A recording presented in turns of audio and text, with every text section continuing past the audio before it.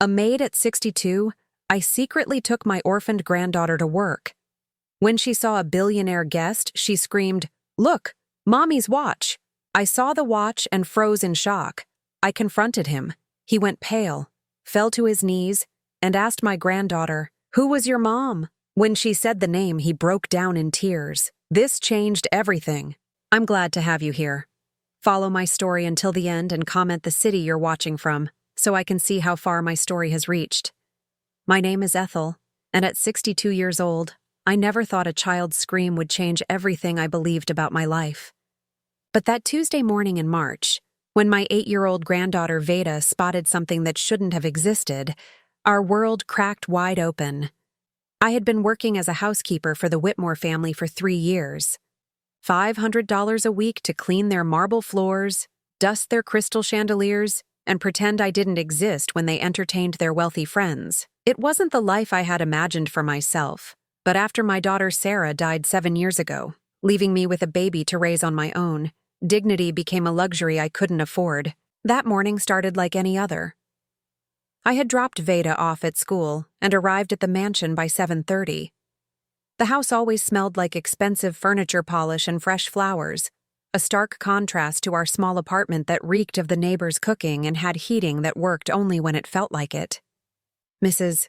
Henderson, the head housekeeper, barely looked up when I signed in. "The master bedroom needs extra attention today," she said, her voice clipped with the authority of someone who had never scrubbed a toilet in her life. "Mr. Whitmore has guests coming for lunch." I nodded and gathered my supplies. Jonathan Whitmore was rarely home during my shifts, which suited me fine. The few times I had seen him, he struck me as the type of man who looked through people like me as if we were furniture. Tall, silver-haired, with the kind of confidence that comes from never having to worry about rent money or medical bills. I was halfway through polishing the master bathroom when my phone rang. Veda's school. My heart immediately jumped to my throat the way it always did when they called. "Mrs. Morgan, Veda has a fever," the nurse explained. "You'll need to pick her up." I closed my eyes, calculating quickly. If I left now, I'd lose half a day's pay. But Veda had been fighting a cold all week, and with her asthma, I couldn't take any chances. I found Mrs. Henderson and explained the situation. "You can't just leave in the middle of your shift," she said, her face pinched with disapproval. "She's sick. She's 8 years old and has asthma." Mrs. Henderson sighed dramatically. "Fine, but this better not become a habit. Take her to the staff room until you're finished, and keep her quiet." The staff room was barely larger than a closet, tucked away behind the kitchen with no windows and furniture that belonged in a garage sale. But it was better than leaving Veda alone at home, feverish and struggling to breathe. I picked her up from school and brought her back with me, settling her on the old couch with her tattered stuffed rabbit and a book. "Stay here, sweetheart," I whispered, smoothing her damp forehead. "Grandma just needs to finish cleaning, and then we'll go home." Veda nodded sleepily. She had always been good about staying put when I brought her to work. She understood, in the way children do when they have no choice, that we needed this job, that the $500 a week paid for our $800 rent, her medications, and the groceries that kept us fed. I returned to my duties, working faster than usual. The lunch guests would arrive soon, and everything needed to be perfect. I was buffing water spots from the dining room mirrors when I heard voices in the foyer. Mr. Whitmore was greeting his guests, his voice carrying that smooth charm that probably opened doors and bank accounts with equal ease. I kept my head down and continued working. Invisible. That was the key to keeping jobs like this. Be thorough, be quiet, and never give them a reason to notice you unless absolutely necessary. But then I heard something that made my blood turn cold. A child's voice, high, clear, and unmistakably Veda's. "Grandma? Grandma? Where are you?" My heart stopped. She was supposed to stay in the staff room. I dropped the cloth and hurried toward the sound, but I was too late. By the time I reached the main hallway, Veda was already standing there in her wrinkled school clothes and mismatched socks, staring up at the group of well-dressed men with wide, fever-bright eyes. "I'm sorry," I began, rushing forward to collect her. "She's not feeling well, and But Veda wasn't moving. She was staring at something with an expression I had never seen before. Not confusion or fear, but recognition. Pure, shocking recognition. "That's Mommy's watch," she said, her voice cutting through the polite conversation like a knife. The words hit me like a physical blow. I followed her gaze and saw what she was looking at. There, on the wrist of Jonathan Whitmore himself, was a gold vintage watch with an intricate face and a leather band. A watch I had seen 1,000 times before in the photographs I kept of my daughter. The same watch Sarah had worn in every picture from her last year of life. "What did you say?" Mr. Whitmore's voice had changed, becoming sharp and careful. Veda stepped closer, completely unaware of the tension that had suddenly filled the room. "That's my mommy's watch. She wore it every day. Grandma has pictures." I felt the world tilt sideways. The watch was distinctive, antique, with tiny diamonds around the face. It wasn't something you could find in any jewelry store. There was only one explanation for how Jonathan Whitmore could be wearing it, and that explanation made my legs weak. "Veda," I managed to whisper, reaching for her hand. "Come with Grandma." But she pulled away, her eyes still fixed on the watch. "Where did you get Mommy's watch? Did you know her? Did you know my mommy?" The silence that followed was deafening. I could feel the stares of the other guests, their discomfort at witnessing this unexpected drama. But my eyes were locked on Jonathan Whitmore's face, and what I saw there confirmed my worst fears. He knew. He absolutely knew what that watch meant. His face had gone pale, and his hand instinctively moved to cover the watch. "I don't know what she's talking about," he said, but his voice was tight, strained. "That's a very unusual watch," one of his guests commented, clearly trying to lighten the mood. "Family heirloom?" "Something like that," Mr. Whitmore replied, but he wasn't looking at his friend. He was looking at Veda, and then at me, with an expression that was part guilt, part fear, and something else I couldn't quite identify. "I think there's been a misunderstanding," I said quickly, taking Veda's hand more firmly. "We should go." But Veda wasn't finished. "It has a crack right there," she said, pointing at the watch face. "From when Mommy dropped it on the bathroom floor. She cried because she said it was important. She said someone special gave it to her." Jonathan Whitmore's hand was trembling now. I could see it, even from across the room. And in that moment, I knew with absolute certainty that this man had known my daughter. More than known her. He had loved her. And then he had broken her heart. The rest of that afternoon passed in a blur of forced normalcy that felt like acting in a play where I had forgotten all my lines.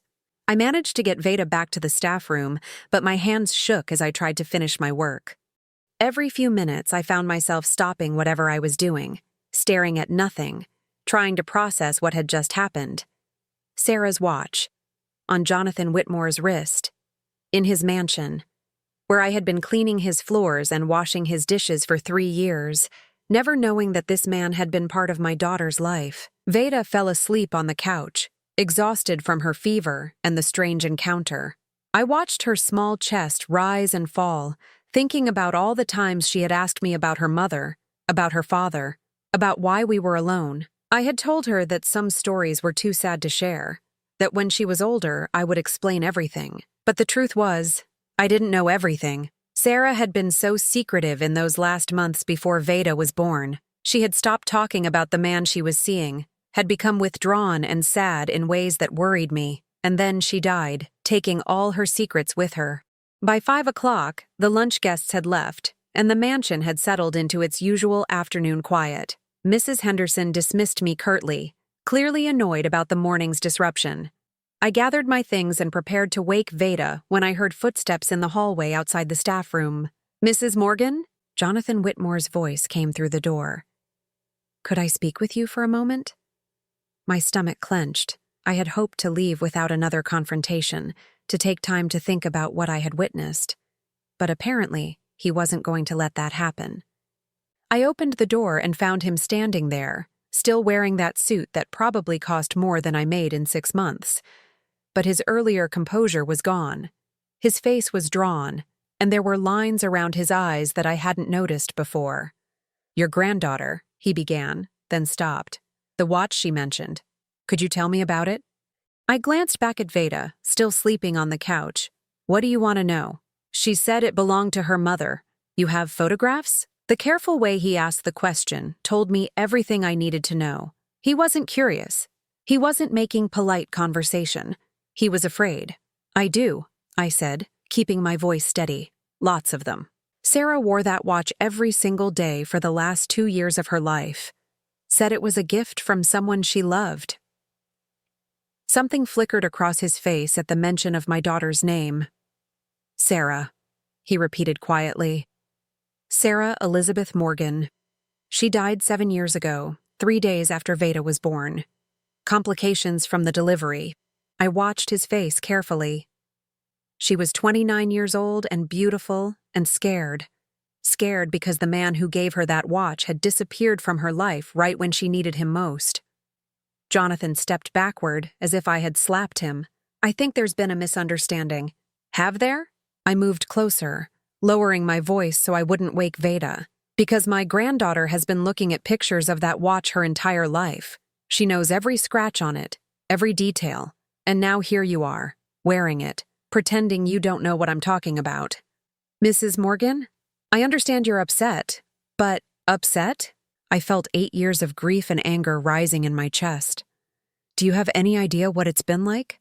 Raising that little girl on my own, working jobs like this one just to keep food on the table, never knowing why her father walked away? His face had gone completely white now. I don't know anything about a father. But even as he said it, I could see the lie in his eyes. The guilt was written all over him, in the way he couldn't meet my gaze, in the way his hands trembled slightly at his sides. Where did you get the watch? I asked bluntly. It's been in my family for years. That's not true. I pulled out my phone, scrolling to the photo album I kept of Sarah. Look at this. I showed him a picture of my daughter taken just months before Veda was born. She was sitting in our old kitchen, laughing at something off camera, and the watch was clearly visible on her wrist. Jonathan stared at the photo for a long moment. When he looked up, his eyes were filled with something that looked like pain. She was beautiful, he said quietly. Yes, she was. And she loved someone very much. Someone who gave her that watch and then broke her heart. I put the phone away. Someone who left her pregnant and alone. I never. He started to speak, then stopped himself. You never what? He was quiet for so long that I thought he might not answer. When he finally spoke, his voice was barely above a whisper. I never knew about the baby. The admission hung between us like a physical thing. I felt my legs go weak, and I had to lean against the doorframe to stay upright. After all these years of wondering, of imagining what kind of man could abandon my daughter, here he was, standing in front of me, wearing her watch, claiming ignorance about the child he had left behind. You never knew, I repeated, tasting the bitterness of those words. Or you never wanted to know? Mrs. Morgan, I understand you're angry, but this is complicated. Complicated. My voice rose despite my efforts to stay calm. My daughter cried herself to sleep every night for months after you left. She wouldn't tell me what happened, but I could see her heart breaking day by day. And then when she found out she was pregnant, I stopped, remembering those dark days when Sarah could barely get out of bed. I didn't know, he said again, but there was something in his tone that suggested the truth was more nuanced than that. But you knew her. You gave her that watch. He nodded slowly. Yes. And then you disappeared. Another nod, even more reluctant. Why? He looked toward the staff room where Veda was sleeping, then back at me. I was engaged to someone else. Someone my family expected me to marry. Sarah knew that from the beginning. The casual way he said it, as if my daughter's heartbreak had been an acceptable casualty in his well-ordered life, made me see red. So she was what? A distraction? Something to keep you entertained until your real life started? It wasn't like that. Then what was it like? Because from where I'm standing, it looks like you used my daughter and threw her away when it became inconvenient. Jonathan ran a hand through his silver hair, and for the first time he looked his age. I cared about her, more than I should have, but I had obligations, commitments that were made long before I met Sarah. And she had a baby, your baby. Where were your obligations to her? I told you I didn't know. Stop saying that, I snapped, then immediately looked toward Veda, relieved to see she was still sleeping. You may not have known she was pregnant, but you knew you were abandoning someone who loved you. You knew you were taking that watch, which clearly meant something to her, and walking away. His jaw tightened. I didn't take anything. I gave her that watch. It was mine to give. And apparently yours to reclaim. She returned it to me. The words hit me like a punch to the stomach. What? The day I told her about my engagement, she gave me back the watch and told me she never wanted to see me again. I stared at him, trying to process this new information. In all the pictures I had of Sarah from that last year, she was wearing that watch. If she had given it back to him. When did you see her last? I asked. 8 years ago, maybe 9. But that didn't make sense. Veda was 8 years old, and Sarah had been wearing the watch when she was born. I had the hospital bracelet photos to prove it. That's impossible, I said. She had that watch when Veda was born. I have pictures. Something shifted in Jonathan's expression. Are you certain it was the same watch? Absolutely certain. My granddaughter recognized every detail of it. A long silence stretched between us. I could see him thinking, calculating, trying to make sense of something that clearly didn't fit with what he believed to be true. Mr. Whitmore, I said slowly, I think there are things about my daughter's last months that neither of us understands. He nodded grimly. I think you might be right. The next 3 days passed in a strange limbo. I went through the motions of my normal routine, taking Veda to school, cleaning other houses in the neighborhood, making dinner from whatever was on sale at the grocery store. But my mind was stuck in that hallway, replaying every word of my conversation with Jonathan Whitmore. He had known my daughter. He had loved her, in his way. And somewhere in the timeline I thought I understood. There were pieces missing that didn't make sense. On Friday afternoon, as I was folding laundry in our cramped living room while Veda did her homework at the kitchen table, my phone rang. The number was unfamiliar, but something made me answer it. Mrs. Morgan? This is Jonathan Whitmore. Could we meet somewhere private? I have some information I think you need to hear. My first instinct was to hang up. I had spent 3 days trying to push our conversation out of my mind, trying to focus on the life I had built for Veda and me. Getting involved with whatever guilt or confusion Jonathan Whitmore was working through seemed like a dangerous distraction. But then I looked at Veda, bent over her math homework with the kind of fierce concentration that reminded me so much of Sarah, and I knew I couldn't let this go. If there were answers about her father, about why Sarah had been so sad in those last months, I owed it to both of them to find out. Where? I asked. There's a diner on Maple Street near the hospital. Murphy's. Could you meet me there at 7? I arranged for Mrs. Chen from next door to watch Veda, telling her I had a work emergency. It wasn't entirely a lie. My entire livelihood depended on keeping my job at the Whitmore house, and this conversation could very well end that. Murphy's Diner was the kind of place that hadn't changed its decor since 1975. All cracked vinyl booths and fluorescent lighting that made everyone look sickly. Jonathan was already there when I arrived, sitting in a corner booth with a cup of coffee that looked untouched. He had changed out of his usual expensive suits into jeans and a sweater, but he still looked out of place among the working-class families and hospital staff who made up the dinner crowd. Thank you for coming, he said as I slid into the booth across from him. You said you had information. He nodded, reaching into the messenger bag beside him. I spent the last 2 days going through some old papers, trying to piece together the timeline we discussed. I found these. He placed a small stack of envelopes on the table between us. They were addressed to him in handwriting I recognized immediately. Sarah's careful cursive, the same writing that had filled countless birthday cards and grocery lists. She wrote to you, I said, my voice barely above a whisper. For months after we broke up, the first few were angry, which I understood. I had hurt her badly, but then they changed. He pulled one envelope from the stack. This one came about 6 months after I told her about my engagement.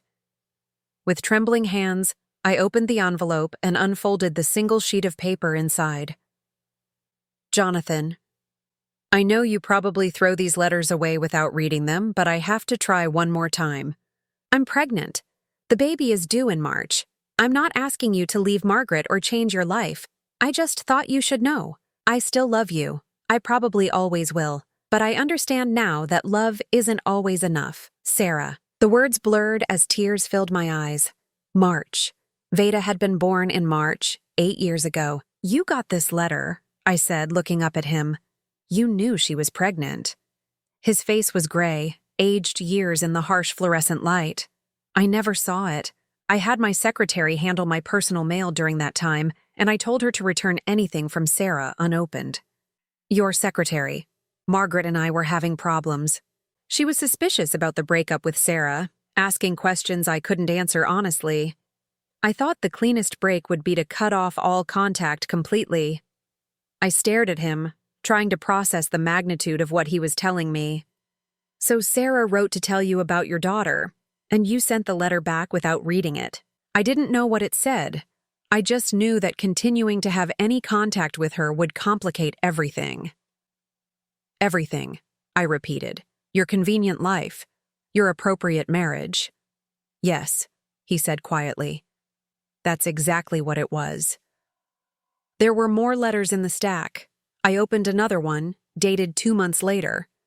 Jonathan. I went to the doctor yesterday. The baby is healthy. It's a girl. I've been thinking about names, and I keep coming back to Victoria after your grandmother. You told me once that she was the only person in your family who really understood you.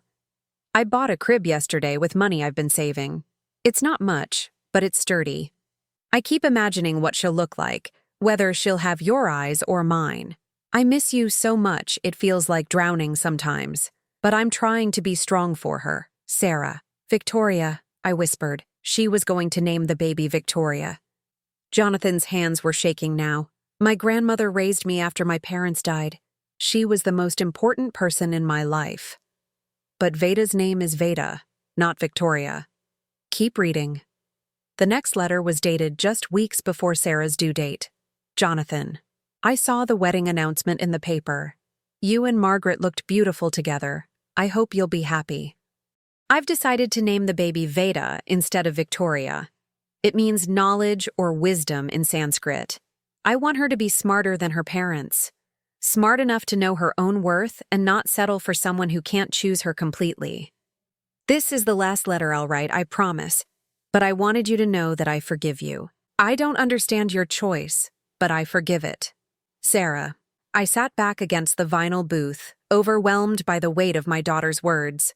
All this time I had imagined that Veda's father was some cruel man who had used Sarah and thrown her away. But the truth was more complicated. He hadn't been cruel exactly. He had been weak. There's one more, Jonathan said softly. This envelope was different, heavier. When I opened it, Sarah's hospital bracelet fell out onto the table, the one she had worn when Veda was born. Jonathan, I know I said the last letter would be the last, but I lied. I'm in the hospital. There were complications, and the doctors aren't sure I'm going to make it. If something happens to me, I need you to know about your daughter. Her name is Veda Elizabeth Morgan, and she was born on March 15th at 3:47 in the morning. She weighs 6 pounds, 4 ounces, and she's perfect. I'm sending you my hospital bracelet so you'll know this isn't some kind of game or manipulation. If you want to find her, her grandmother's name is Ethel Morgan, and we live on Elm Street. I loved you, Jonathan. I loved you enough to let you go. Please love her enough to find her if I can't be here to take care of her myself. All my love, Sarah. The date on the hospital bracelet was March 15th, 8 years ago, 3 days before Sarah died. You got this letter too, I said, my voice hollow. 6 months after it was mailed. My secretary had been stockpiling them, thinking eventually I would want to see them. When she finally gave them to me, it was too late. By then, Sarah was gone. I looked at this man sitting across from me, wealthy, powerful, respected in his community, and saw him clearly for the first time. Not as a monster, but as a coward who had made choices that destroyed the woman I loved most in the world. So you knew, I said slowly. For 7.5 years, you knew you had a daughter, and you did nothing. I tried to find you. I hired investigators, but the address in the letter was wrong. You had moved. We moved because I couldn't afford the rent after Sarah died. I had to take Veda and find somewhere cheaper. I know. By the time I found the right address, you had moved again, and then again. The investigator told me it would be impossible to track you without more information. I laughed bitterly. Impossible? Do you know how many nights I lay awake wondering if Veda's father even knew she existed? Do you know how many times she asked me why her daddy didn't want her? I'm sorry. The words were so quiet I almost didn't hear them. Sorry doesn't give me back 8 years. Sorry doesn't give Veda a father when she needed one. I know. We sat in silence for a long moment. Around us, the diner continued its evening rhythm, the clink of silverware, the hum of conversation, the hiss of the grill, normal people living normal lives, unaware that my entire understanding of the past 8 years was crumbling. The watch, I said finally. Explain the watch. Jonathan reached into his bag again and pulled out a small jewelry box. Sarah didn't give it back to me when we broke up. She kept it, and according to these letters, she wore it every day until she died. Then how do you have it now? After I finally found out about the letters, I went to the hospital where she died. They had a box of her personal effects that no one had ever claimed. The watch was in there, along with some jewelry and the clothes she was wearing when she was admitted. The room seemed to tilt sideways. You went to the hospital and took her things? I told them I was family. I wanted to have something of hers, something that connected me to those months I missed. You had no right. The words came out low and dangerous. I know. Those were her things. They belonged to Veda. You're right. I stared at the jewelry box, thinking about all the nights Veda had looked through Sarah's photo albums, asking about the pretty watch her mama used to wear. All this time, it had been sitting in Jonathan Whitmore's house while we struggled to pay for groceries. I want it back, I said. Of course. He pushed the box across the table. There are other things too. A necklace, some rings. They're at the house. I opened the box and saw the watch that had started everything. It looked smaller than I remembered from the photographs, more delicate, but it was definitely the same one, down to the tiny crack Veda had mentioned. There's something else you should know, Jonathan said as I studied the watch, about why I've been looking for you all these years. I looked up, and the expression on his face made my stomach clench. I'm dying, Mrs. Morgan. Pancreatic cancer. I have maybe 6 months left. The words hung in the air between us like smoke from a fire I couldn't put out. Dying. 6 months. I stared at Jonathan Whitmore across the diner table, trying to reconcile this news with the anger that had been burning in my chest for days. That's why you're telling me this now, I said finally. The guilt is eating at you, and you want to clear your conscience before you die. Partly, he admitted, but also because I want to do right by Veda, by Sarah's memory. I closed the jewelry box with the watch inside, my fingers tightening around it. What does that mean exactly? I want to provide for her. College fund, medical expenses, whatever she needs. I have a will that needs updating. The casual way he said it, as if Veda were a charity case rather than his flesh and blood, made something snap inside me. She doesn't need your money, I said sharply. She needs her father. I can't be her father. Not in the way she deserves. Why not? He ran a hand through his silver hair, a gesture I was beginning to recognize as his tell when he was uncomfortable. My life is complicated. Margaret and I never had children, but we have a certain social standing, obligations. The revelation that I have an 8-year-old daughter from an affair would destroy everything we've built. Everything you've built, I repeated slowly. And what about what Veda could build? What about her right to know where she comes from? She's better off without that burden. Burden? The word came out like a slap. Is that what you think she is? A burden? That's not what I meant. Then what did you mean? Because from where I'm sitting, it sounds like you're more concerned about your reputation than your daughter's well-being. Jonathan's jaw tightened. You don't understand the complexities. I understand perfectly. I leaned forward, lowering my voice so the other diners wouldn't hear but making sure he caught every word. You're a coward who hid behind his secretary's skirts for years, and now that you're dying, you want to throw some money at the problem so you can feel better about yourself. That's not fair.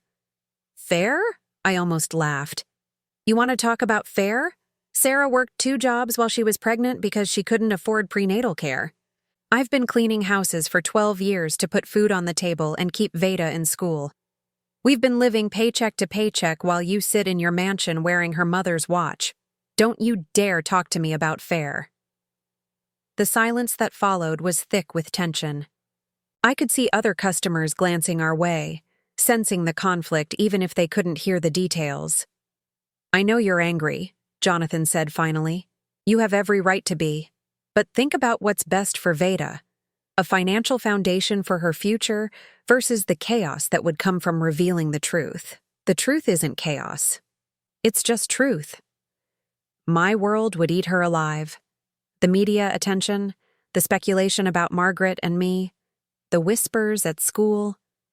Is that really what you want for her? I thought about Veda, asleep in her narrow bed in our tiny apartment, surrounded by secondhand furniture and dreams bigger than our circumstances. She was smart, resilient, curious about everything. But she was also 8 years old and had never had a father figure in her life. She asks about her father, I said quietly. All the time. She's made up stories about him being a soldier or a doctor or a teacher who had to go away for important work. She needs to know she wasn't abandoned because she wasn't good enough. She wasn't abandoned. I didn't know, but you know now. And you're choosing to abandon her all over again. Jonathan's face went pale. I'm trying to do what's right. For who? For her or for you? He didn't answer, which was answer enough. I stood up, clutching the jewelry box so tightly my knuckles were white. I want the rest of Sarah's things, and I want you to stay away from us. Mrs. Morgan, please, let me help her financially, at least. We don't want your help. We've managed fine without you for 8 years and we'll continue to manage fine. But think about college, I'll figure it out. The same way I've figured out everything else. I was halfway to the door when his voice stopped me. What will you tell her about me? I turned back, and for the first time since this whole mess started, I saw genuine pain in his eyes. Not guilt, not fear, but actual heartbreak. Nothing, I said. Because as far as Veda is concerned, you don't exist. The walk home felt endless. I kept Sarah's jewelry box tucked inside my jacket, the weight of it pressing against my ribs like a physical ache. By the time I reached our apartment building, I had made a decision that felt both right and terrible at the same time. Mrs. Chen was watching television when I knocked on her door to collect Veda. How was she? I asked as Veda gathered her backpack and homework. Perfect, as always. Did your work emergency get resolved? I nodded, not trusting myself to elaborate on the lie. Back in our apartment, I helped Veda get ready for bed, going through our usual routine of teeth brushing and story reading and checking that her inhaler was within reach. She chatted about her day at school, about a test she was nervous about a boy in her class who had been mean to one of her friends. Normal 8-year-old concerns, problems I could help her solve. Grandma, she said as I was tucking her in. Remember that man with Mommy's watch? My stomach clenched. What about him? Do you think he really knew her? I sat on the edge of her bed, smoothing her dark hair away from her face. She had Sarah's eyes, deep brown, intelligent, always searching. But her nose was different, smaller, more angular, like Jonathan's. I don't know, sweetheart. Sometimes people just have similar things. But it had the crack, the exact same crack. Maybe there's more than one watch like that. Veda frowned, clearly not convinced. Could you ask him, next time you see him at work? The innocence in her question nearly broke my heart. She had no idea that her simple observation had upended everything I thought I knew about her father. She was just a curious little girl who had spotted something familiar. We'll see, I said, kissing her forehead. Sleep now. After she was asleep, I sat at our kitchen table with the jewelry box open in front of me. Inside were the watch, a thin gold chain with Sarah's initial, and a small diamond ring I remembered her wearing on her right hand. Simple pieces, nothing extravagant, but they had been hers. I picked up the watch and studied it in the lamplight. The face was cream-colored with delicate Roman numerals, and the crack Veda had mentioned ran from the 6 to the 8 like a tiny lightning bolt. Sarah had been so careful with her things, but I remembered the day she had dropped this.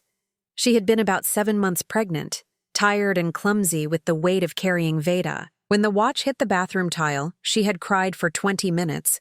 It was his grandmother's, she had told me through her tears. It's probably worth more than everything else I own combined. But she had refused to take it to be repaired, said it was too expensive and she couldn't risk making it worse. She had worn it with the crack for the last 2 months of her life. Now I understood why. It wasn't just about the money. It was about holding on to the last tangible piece of the man she loved, even if he had chosen someone else. My phone rang, startling me out of my thoughts. I almost didn't answer when I saw it was an unknown number, but something made me pick up. "Mrs. Morgan, this is Jonathan. Please don't hang up. I told you to stay away from us." "I know, and I will. But there's something else you need to know. About my will." "I don't care about your will. I'm leaving everything to Veda." The words hit me like a physical blow. "What?" "The house, the investments, everything. Margaret and I have been separated for 3 years. We just haven't made it public. She has her own family money. Veda is my only heir."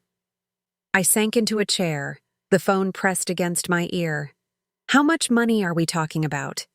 "Approximately $200 million. The number was so large it didn't seem real. 200 million. More money than I could spend in 10 lifetimes. "She can't inherit that much money at 8 years old," I said weakly. "It would be held in trust until she's 25, with you as the trustee. You would have complete control over how it's used for her benefit." I thought about our $800 rent, about the nights I lay awake calculating whether we could afford Veda's asthma medication and groceries in the same week, about the second-hand clothes and the broken heating that the landlord refused to fix. "Why are you doing this?" "Because it's the only thing I can do. I can't be her father, but I can make sure she never wants for anything. Money isn't everything." "No," he said quietly, "but it's something, and it's the only something I have left to give." After I hung up, I sat in the dark for a long time, watching the streetlight filter through our thin curtains and listening to the sound of Veda's steady breathing from the bedroom. In a few months, Jonathan Whitmore would be dead, and my granddaughter would be one of the richest little girls in the state. But she still wouldn't have a father. She still wouldn't have the answers to the questions that kept her awake sometimes, wondering why she was different from the other kids at school who had dads who came to school plays and helped with science projects.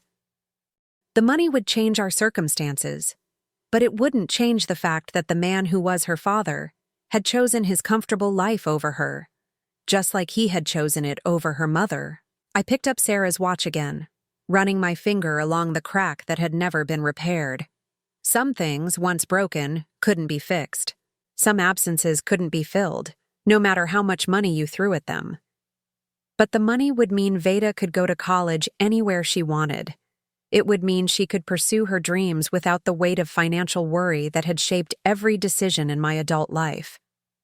It would mean she could have choices that Sarah never had, opportunities I could never give her on my cleaning lady's salary. As much as I hated Jonathan Whitmore for his cowardice, I couldn't bring myself to hate his final gift to his daughter, even if it came wrapped in guilt and delivered too late to matter in the ways that really counted. 3 weeks passed in an uneasy quiet. I returned to work at the Whitmore mansion as if nothing had happened, cleaning the same rooms, following the same routines. But everything felt different now. I couldn't dust his study without thinking about those letters Sarah had written. I couldn't vacuum the hallway where Veda had first spotted the watch without remembering the look of guilt on Jonathan's face. He was rarely home during my shifts anyway. Mrs. Henderson mentioned that he was spending more time at his doctor's appointments, though she said it in the casual way people discuss routine maintenance rather than a man facing his own mortality. I had told Veda that I had spoken to the man with the watch, and that he had confirmed it wasn't her mother's after all. Just a similar design, I explained. She had accepted this explanation with the resilience that children show when adults give them answers that don't quite make sense, but signal that the conversation is over. The watch itself sat in my jewelry box at home, wrapped in one of Sarah's old scarves. I hadn't decided what to do with it yet. Wearing it felt wrong, like claiming something that belonged to my daughter's ghost. But leaving it hidden felt wrong too, like denying the connection it represented.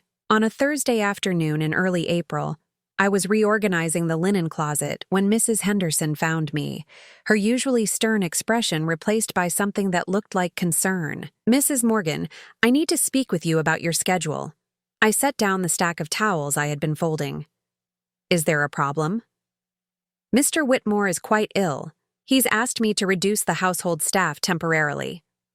"I'm sorry, but we won't be needing your services for the foreseeable future." The words hit me like a punch to the stomach. $500 a week, gone.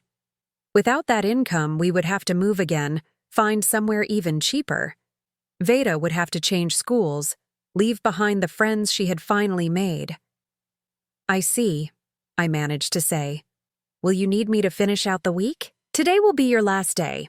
Mr. Whitmore asked me to give you this." She handed me an envelope with my name written on it in handwriting I didn't recognize. Inside was a check for $2,000, 4 weeks severance pay, and a short note. "Mrs. Morgan, I hope you'll understand that this decision has nothing to do with your work, which has always been excellent. I wish you and Veda all the best. J. Whitmore." I stared at the check, trying to process what had just happened. He was pushing me away, cutting off any possibility of contact before his condition worsened. It was probably for the best, I told myself. Clean break, no complications. But as I gathered my cleaning supplies and walked through the mansion one last time, I couldn't shake the feeling that this wasn't really about his illness. This was about fear. Fear of what might happen if he saw too much of Veda, if she started asking more questions, if his carefully controlled life began to unravel. 2 days later, I was sitting in our apartment going through job listings when my phone rang. The number looked familiar, but it took me a moment to place it. "Mrs. Morgan? This is Dr. Patricia Reeves. I'm Mr. Whitmore's oncologist. He's asked me to contact you." My heart started pounding. "Is he all right?" "He's in the hospital. His condition has deteriorated more rapidly than we anticipated. He's asking to see you and your granddaughter. He says it's urgent."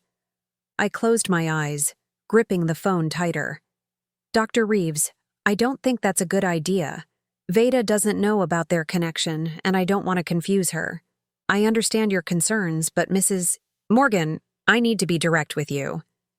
Mr. Whitmore may not have much time left. Days, not weeks. He seems quite distressed about something involving your granddaughter, and in my experience, patients who have unfinished business often struggle more at the end." "What kind of unfinished business?" "He mentioned something about letters. Documents that need to be signed. He says you'll understand." I did understand. The will. The $200 million that would change Veda's life forever. But accepting that money would mean admitting that Jonathan was her father, and I still wasn't sure I was ready to open that door. "Where is he?" "St. Mary's Hospital, room 412. Mrs. Morgan, if you're going to come, please come soon." I hung up and sat staring at the wall, my mind racing. Veda was at school and wouldn't be home for 3 hours.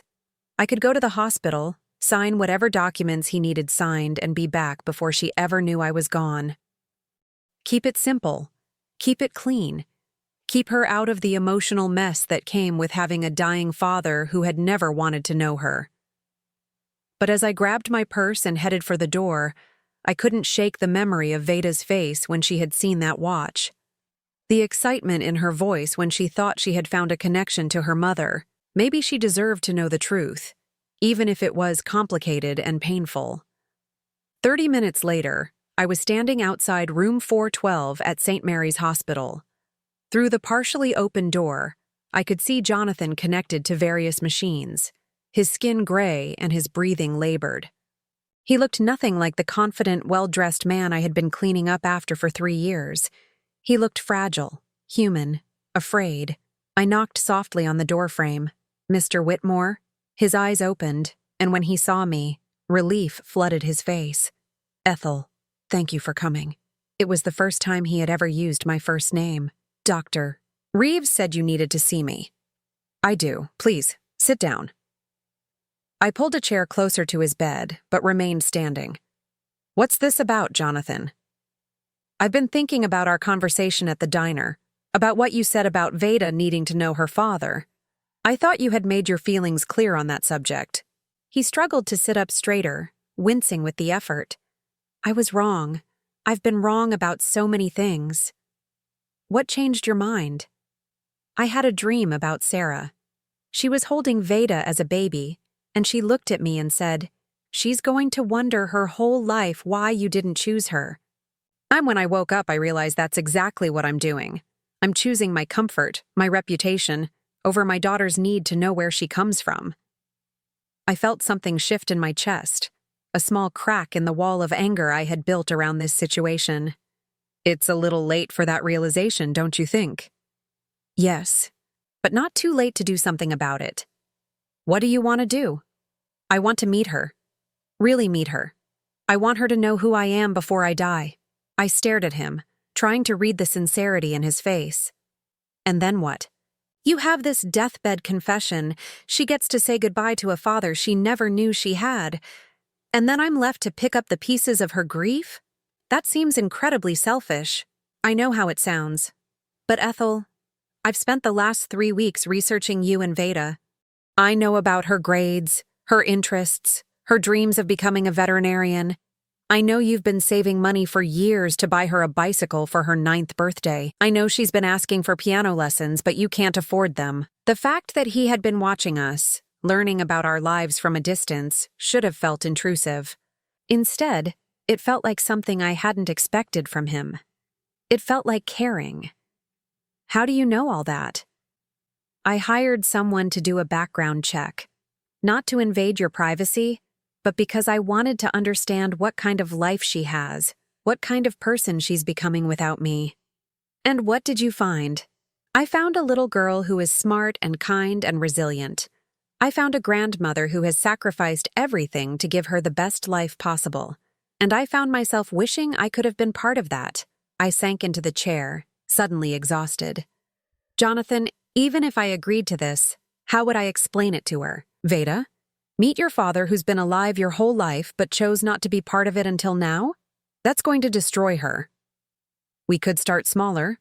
Maybe you could bring her to visit me in the hospital. As a family friend? Let her get to know me a little before we tell her the truth. And then what? She gets attached to you just in time to watch you die? The bluntness of my words made him flinch, but he didn't look away. Maybe, but isn't a short time with her father better than no time at all? I don't know. Is it? We sat in silence for a long moment, the only sounds the beeping of his monitors and the distant noise of the hospital around us. Finally, Jonathan reached for something on his bedside table. I want to show you something. It was a photograph, clearly recent, taken with a long-distance lens.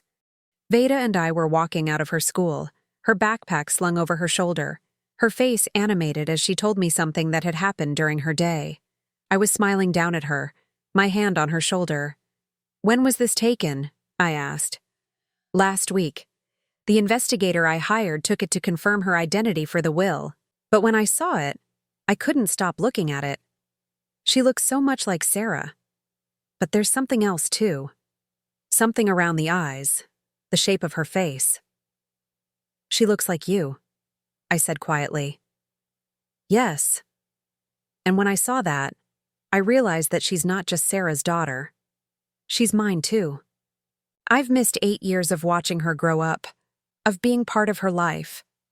I can't get those years back, but I can try to make the time I have left count for something. I studied the photograph, seeing Veda through her father's eyes for the first time. The resemblance was subtle but unmistakable once you knew to look for it. If I agree to this, I said slowly, there have to be conditions. Anything. First, we do this slowly. You don't get to dump the truth on her all at once and then disappear. If you're going to be part of her life, even for a short time, You have to think about what that means for her emotionally. I understand.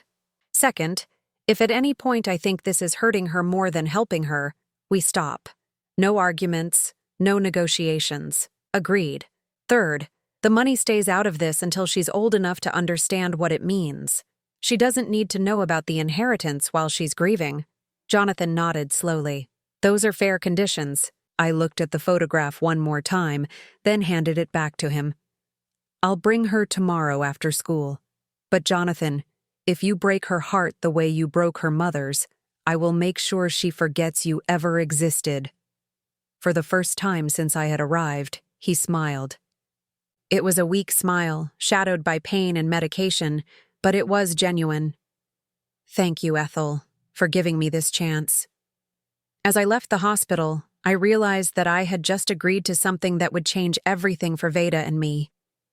In trying to protect her from the truth about her father, I had kept her from the possibility of knowing him at all. Now I was about to give her both the gift and the burden of that knowledge. I just hoped I was making the right choice. Grandma, why are we visiting someone in the hospital? Veda asked as we walked through the automatic doors of St. Mary's. She was wearing her best dress, the navy blue one with tiny flowers that I had found at a thrift store 6 months ago, and clutching a drawing she had made during art class that afternoon. Mr. Whitmore is very sick, I explained, my heart pounding with each step toward the elevator. He's someone Grandma used to work for, and he doesn't have any family to visit him. It wasn't exactly a lie, but it wasn't the whole truth either. I had spent most of the previous night lying awake, practicing different ways to explain this situation to an 8-year-old who had no idea her world was about to change forever. Is he the man with Mommy's watch? She asked as we stepped into the elevator. I pressed the button for the 4th floor, buying myself a few seconds to answer. Yes, sweetheart, he is. And it really wasn't Mommy's watch? It's complicated, I said, which had become my standard response when she asked questions I wasn't ready to answer completely. Room 412 felt different this time. Jonathan had clearly prepared for our visit. His hair was combed. He was wearing a clean hospital gown instead of the rumpled one from yesterday, and there was a small vase of flowers on his bedside table. When we walked in, his eyes immediately went to Veda, and I watched his face transform. It was like seeing Sarah for the first time all over again. The same wonder, the same instant love, the same recognition of something precious and irreplaceable. Hello, he said softly, his voice gentle in a way I had never heard from him before. You must be Veda. She nodded, suddenly shy in the way children get around strangers in hospitals. Grandma says you're sick. I am, but I'm feeling much better now that you're here to visit me.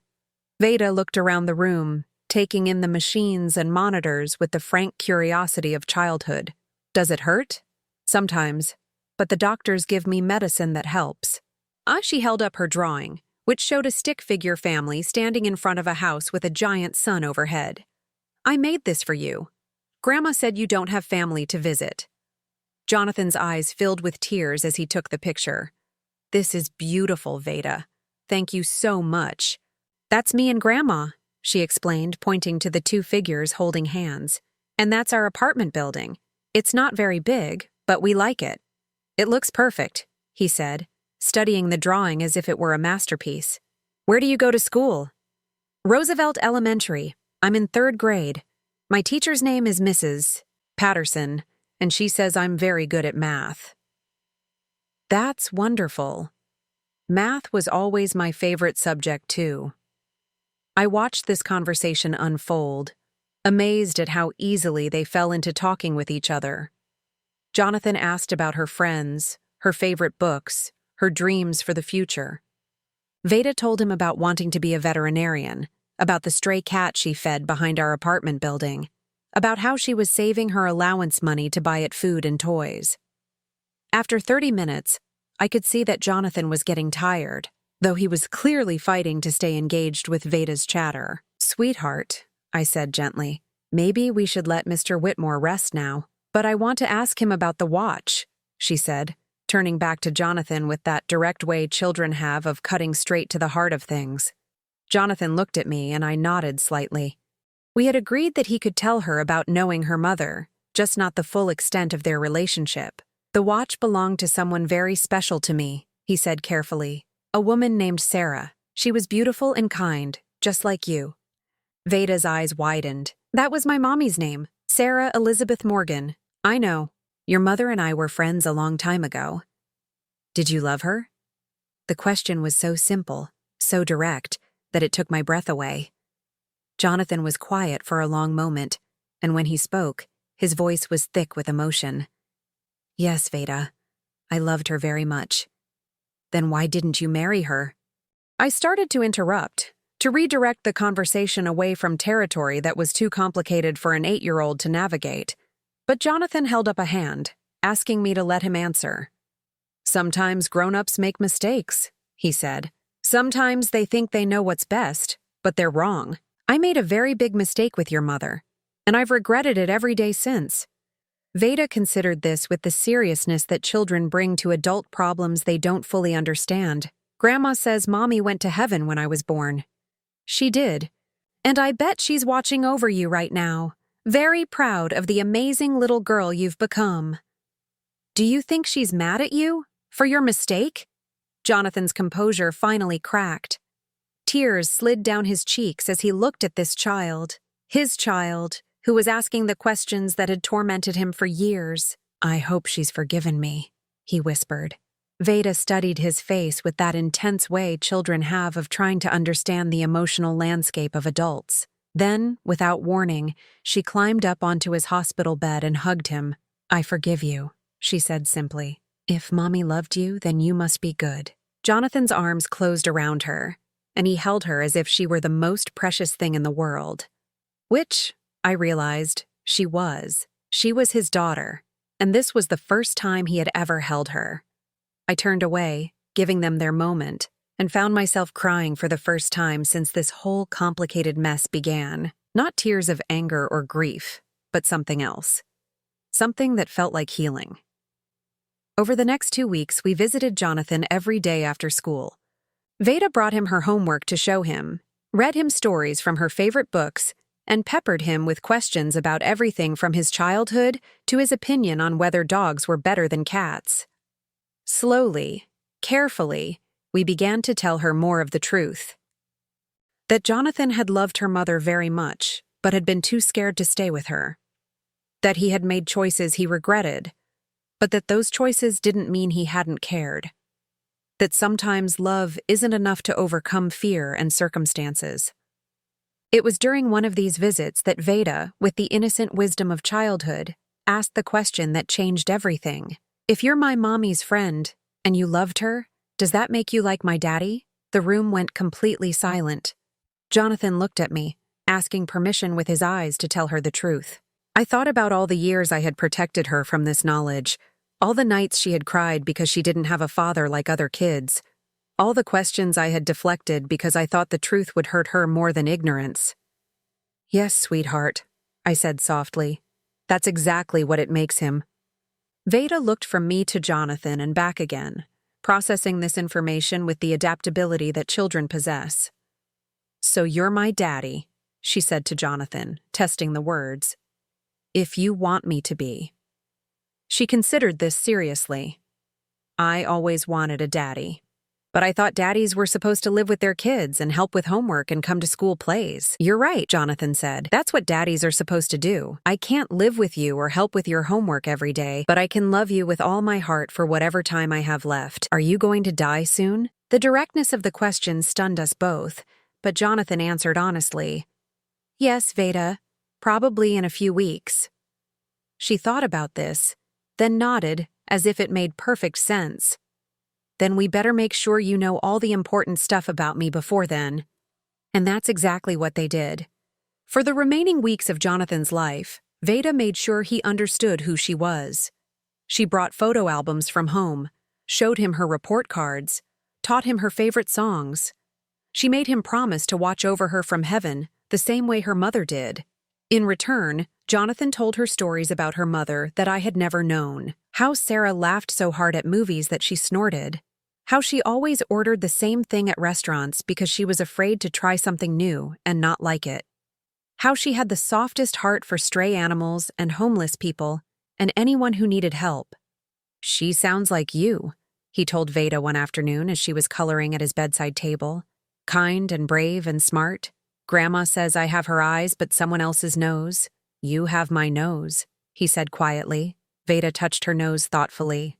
"It's a good nose." "I think so too." When Jonathan died 3 weeks later, it was peaceful. Veda and I were there, along with Dr. Reeves and a nurse who had become fond of our daily visits. Veda held his hand and told him she loved him and that she would take care of Grandma for him. The funeral was small, attended mostly by his business associates, who seemed surprised to discover that he had a daughter. Margaret, his estranged wife, came and spoke briefly with me afterward. She was gracious and sad, and she told me she was glad he had found Veda before he died. "He was different these last weeks," she said. "Happier, even though he was dying.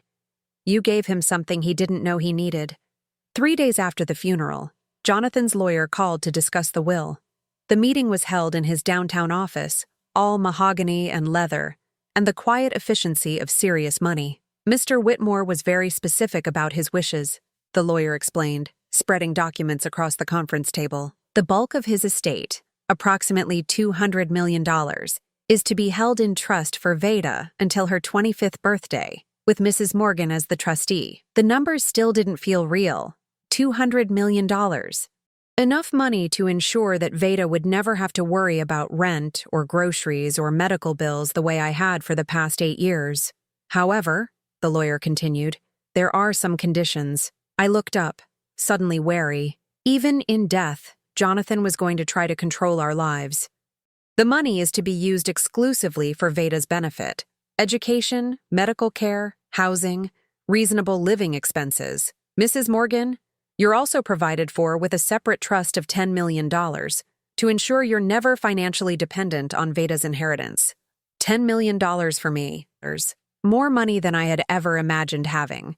Enough to quit cleaning houses forever. Enough to give Veda the grandmother she deserved instead of one who was always exhausted and worried about money. "There's one more thing," the lawyer said, reaching into his briefcase.